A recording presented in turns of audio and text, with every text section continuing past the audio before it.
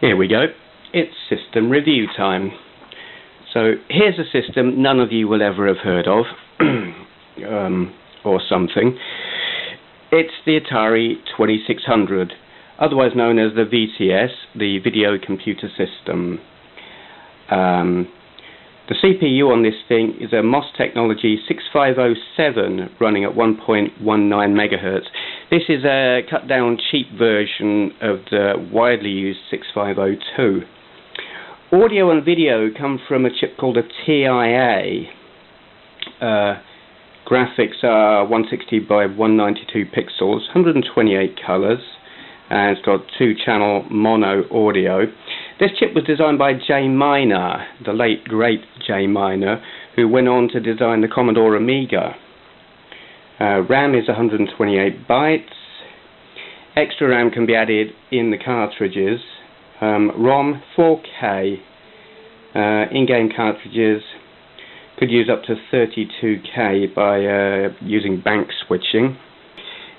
In 1977, Nolan Bushnell, founder of Atari, sold the company to Warner Communications. Basically, Atari had been beaten to market by the Fairchild Channel F, and they didn't want to get into the same situation they did with their Pong games, where masses of copycat machines were dumped onto the market by other companies. But Atari were broke. They needed to get the machine out, and so Nolan Bushnell sold Atari to Warner Communications.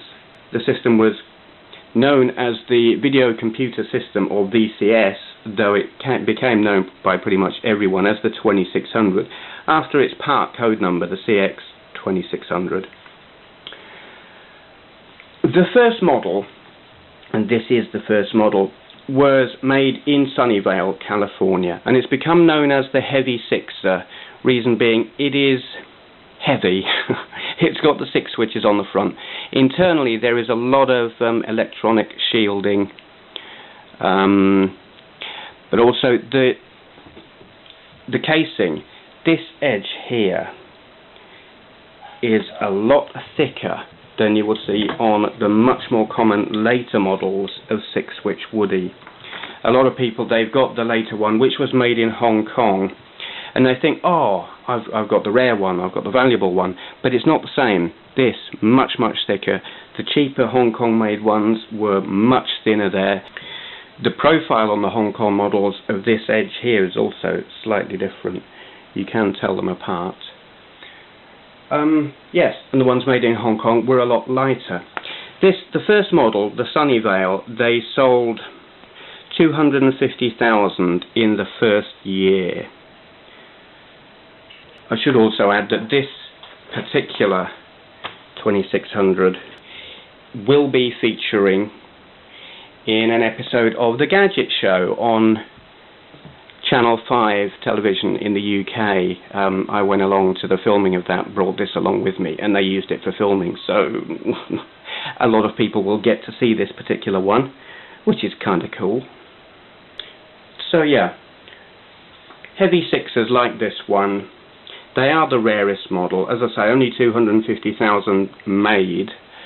I don't know how many were actually imported to the UK, but in the UK on eBay you could expect to see one of these selling for about £100. Be very careful. Some people really don't know what they've got. They'll try and sell the Hong Kong model as a Heavy Sixer, and it's not. On the other hand, you get some people selling their Heavy Sixer who don't know what they've got, and you can get yourself a bargain. I was very fortunate. I got a bargain. The seller of this didn't know what it was. But you've got to know what you're looking for.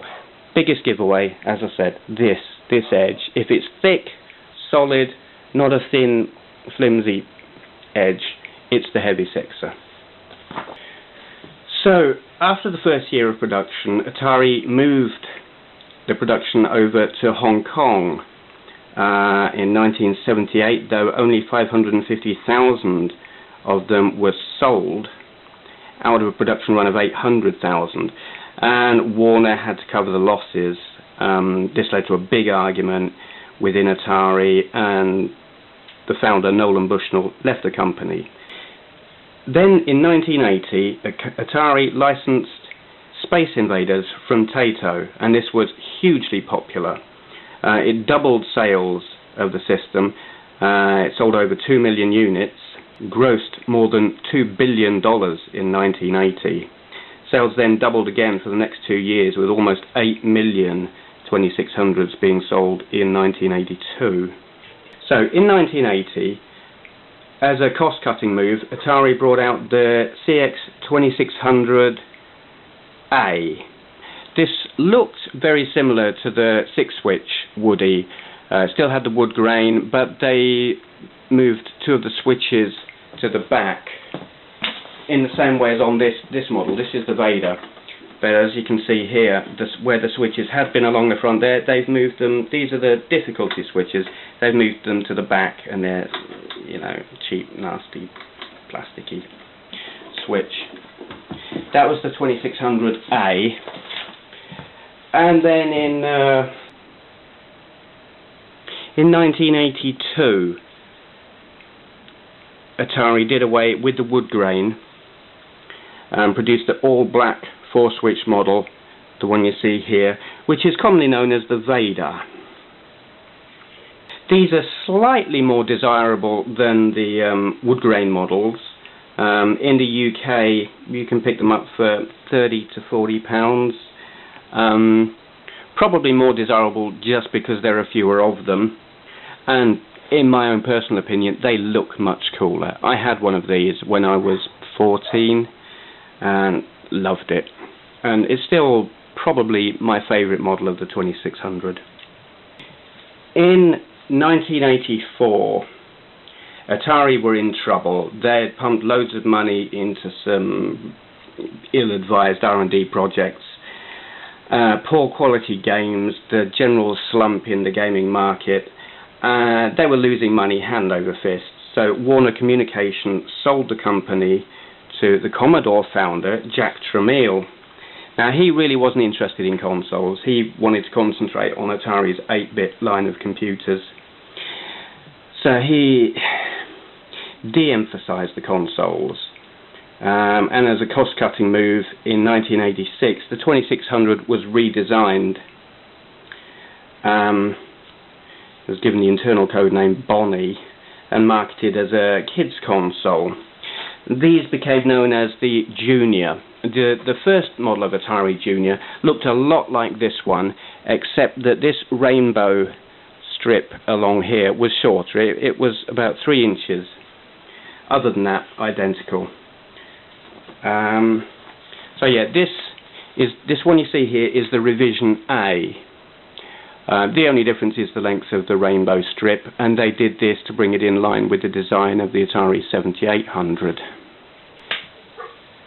The final design of the Atari 2600 was this black model. It was produced towards the end of the 2600's life. They ceased production on January the 1st, 1992. I don't know exactly when they produced this model. This one was made in Ireland. I don't know if they were produced anywhere else. I don't know if they were sold anywhere else. But I do know that this particular one I shipped in myself from Ireland. The silver strip that ran along the other Juniors is gone, and they've simply painted the logo on there. Now, I would speculate that they did this as a cost-cutting move. You know, was this model just produced to use up the last few bits of inventory, you know, to just sell it off cheap?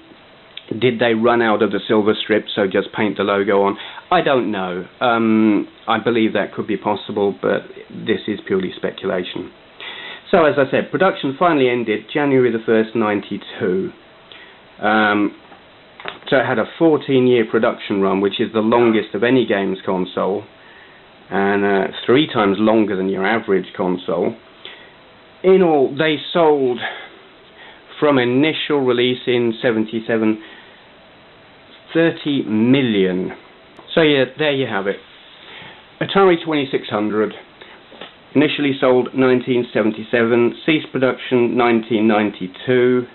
What models have we got? The Heavy Sixer, the Hong Kong 6-switch Woody, the Hong Kong 4-switch Woody, the 4-switch Vader, the 2600 Junior, the 2600 Junior Revision A Long Rainbow, and the 2600 Junior Black model that you see here from Ireland. 30 million made over 14 years. That's quite a system, and absolutely one of my favourites. You know, of all the consoles made, I couldn't say which is my absolute favourite, but the Atari is, I would say, the most important.